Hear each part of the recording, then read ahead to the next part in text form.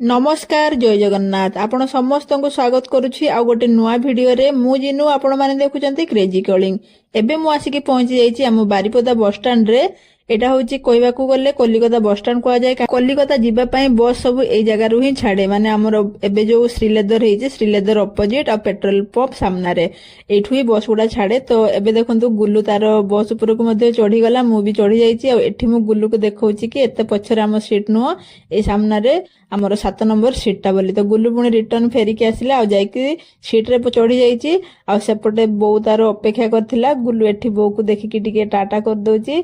Bore भी बहुत ही मन दुख थिला। गुल्लू भी ताई को छाड़ी की रहिबो तार भी मन बहुत ही दुख थिला। तापर ए देखंतु ठीक टाइम रे बस तार छाड़ी देईची। तो आमे पाखापाखि 4-5 घंटा बसिबा परे फाइनली जाइके आमे एबे पहुंची जाइछु। आमे हमर डेस्टिनेशन टा होची गुल्लूर बाबा को पाखकू। मैं एबे आसिके फाइनली पहुंची जाइछु आ गाड़ी नै के आसी जाइथिले गुल्लूर बाबा आ आमे एबे गाड़ी रे चढ़ी जाइछु। रास्ता रे आमे पेट्रोल पकेइलु आ तापर सीधा घर को आसिके पहुंची जाइछु। आजिकार वीडियोटी एतिकी भलो लागिले कमेंट करिवे, चैनल रे नुआ थिले सब्सक्राइब करिया पई भूलिबे नै। देखा हबो पुणी आ गोटे नुआ वीडियो रे रहूची। बाय।